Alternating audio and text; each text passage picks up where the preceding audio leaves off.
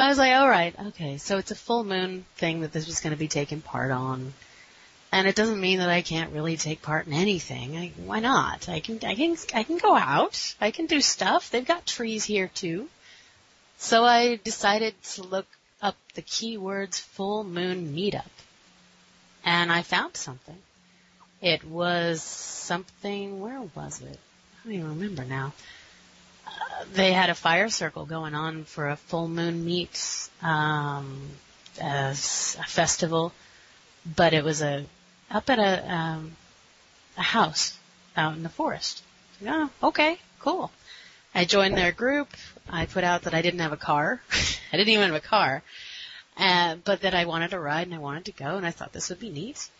And you can probably see where this is going. The person picked me up. We drove out there, and he talked all about this really neat group and all these things.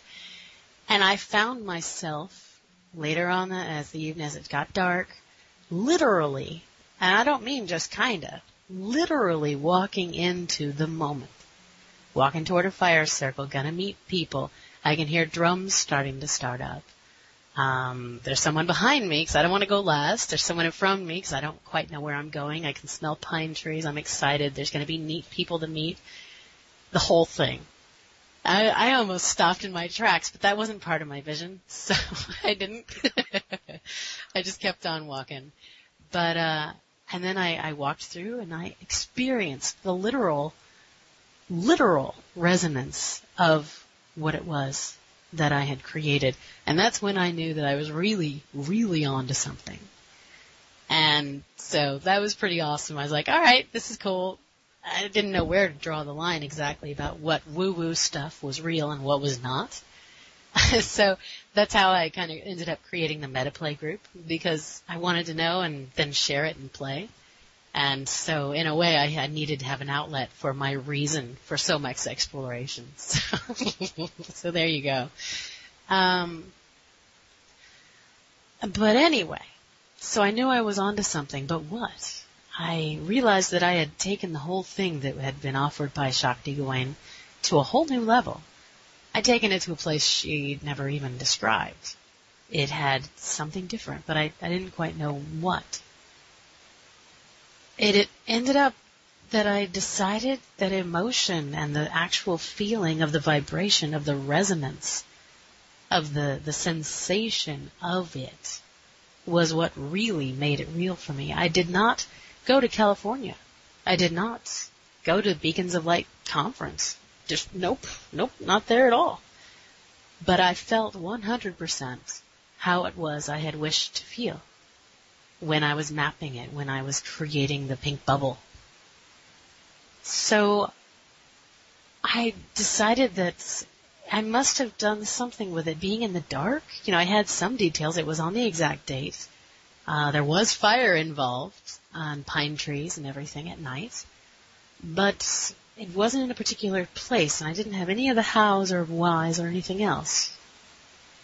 So I decided, okay, definitely don't want to focus on the hows, because the one good thing the saving grace that I had for myself was that I got irritated that I didn't have the money for the plane ticket. But I was like, all right, whatever. I still can go and have fun anyway. I didn't let it stop me. I didn't stop moving forward. And that's how it was. I became the person to whom that kind of thing can happen. I entrained the resonance, in a matter of speaking. Entraining the resonance is basically making movements in real life, in your life, to bring yourself closer to being the person who has the experience you want to have. So we'll talk more about that later. So, are there any quick comments or thoughts or questions before I move on to actually how you begin mapping something?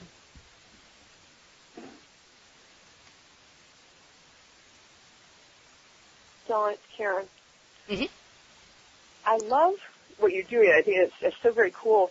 Again, it sounds like you're probably going to talk about this, but I think my biggest block is you've got such a great imagination, and you feel all these things, and I have trouble getting in all levels. So I hear you. If you can touch on that, that would be really helpful. Yeah, I will. I'll make a note of it, and it is coming up in my notes. The all-important notes.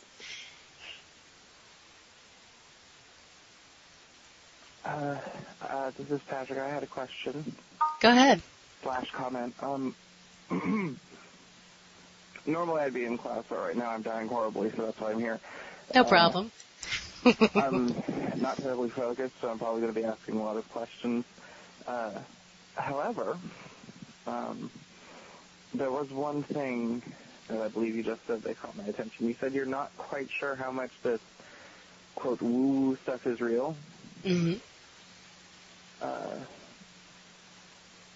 Is this all new to you, or have you been experimenting, playing for a while? Ah, you came in late. Yes, I have did. been. Yep. You missed the backstory where I said I've been doing this since I was 27 and I'm 35 now and blah, blah, blah. And I did it so much I created the MetaPlay group and so I could share. But yes, I've been doing this for a while. But depends on a while. I mean, I've been doing it for 8 years. There are those who have been doing it for 60. So depends on your definition. That answer your question more or less? Yeah. Yes, it did. Yay. Okay, thank you. That should be all for now. Okay. Feel free to ask more questions later. Don, this is Doug. And if you want to star 6 so you're dying quietly, just so you know, you can mute if you need to. Muting. Okay. Yep. I thought that was muting you. Okay. Nope. And it's star 6 to come back out, by the way, just so you know. Okay, go ahead, Doug. Sorry. You were talking about you started at 27 and you're now 35. Mm-hmm. There are children being born now and that, who have been around, but they're still have not gotten into puberty yet, who've been doing this their whole life. Mm-hmm. So it's changing the world. Very much so. The indigo kids have given way to the crystal children, and who knows what comes next. I'm sure that there's a next generation already being born beyond the crystal kids. I used to say that I was born a normal person, turned into an indigo that changed into a crystal. So I think that as we push it, as we explore and let go of our preconceived notions, limitations about what's possible, and we develop some good boundaries about what's real for us, where do we want to take it, we basically change our own ability to experience and to allow things to be made real for us. I don't know if it's real the same exact way for every single person. I've known somebody that was very interested. Oh, we just lost somebody. Oh, well. I've known somebody who just was terribly interested in being proven to them that the law of attraction worked. They're like, all right, they had a friend who was really big into this. He runs the Positive Discussion Yahoo group, if ever you're interested in joining. Great guy. But his friend was basically just saying, prove it. Prove it, prove it, prove it. And he, with his arms closed over his chest the whole time. So the guy had talked about going out golfing and making a hole-in-one whenever he wanted and all kinds of stuff like that. But whenever his friend was there, could not happen. Did not happen. The guy had a big bubble field around him that made it so that this reality could not be created within his experience. So that's food for thought. The other guy, however, had a different experience than the person who runs the discussion group. Aside from frustration, because he was very much entrained into his friend, he still held the fun of it, the experience of it. It was still really neat experience to be out there. And he also realized that you can't prove something to somebody who's not interested in actually learning or seeing. They're more interested and invested in being a skeptic. Does that make any sense? Yes.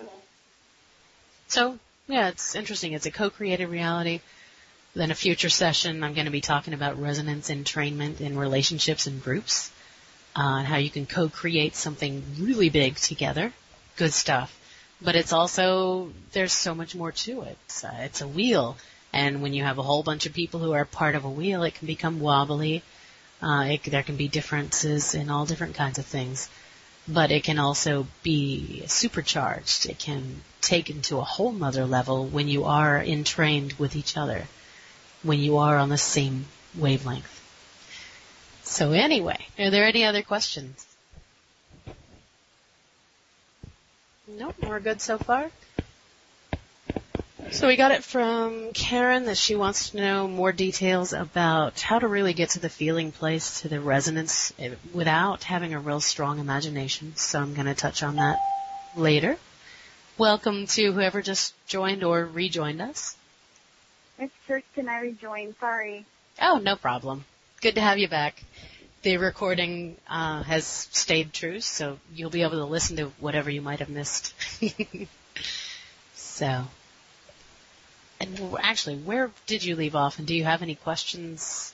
No, you were telling the story, and then people started asking questions. So. Oh, good. Okay, cool.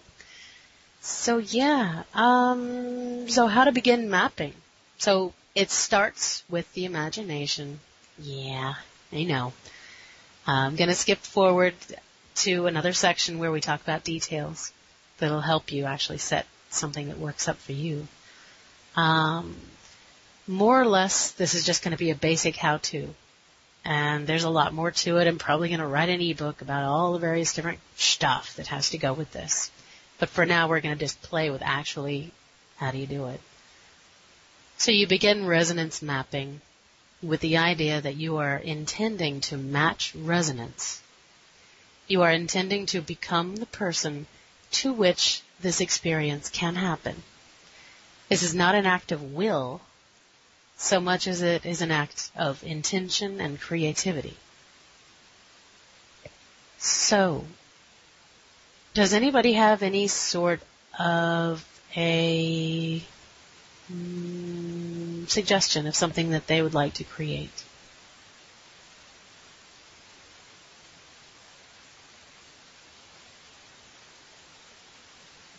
You not dying horribly. Okay. Sounds good to me. All right. Say again? Could you repeat what he just said?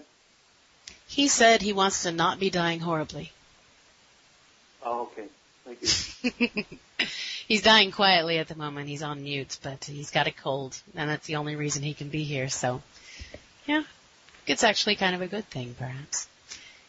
So we begin by picking a space in which you will, in the future, be experiencing this. It will already be happening or have happened.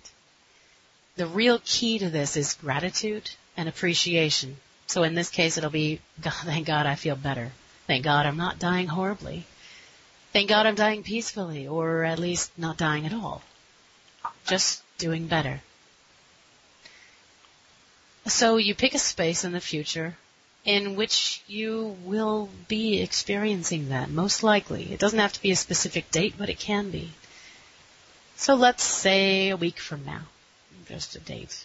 You pick out a place that you often hang out, or a place that you often exercise in, a place where you would be experiencing the visceral knowledge that you're not dead and that you're feeling better, where you in that moment will go into wonder and appreciation of, wow, this is amazing, I'm better and I made it happen, and this is great. So that's the place where we begin, picking a spot. I have a theoretical question. Go ahead. You say sometime in the future, and you point out maybe a week or so. Could you theorize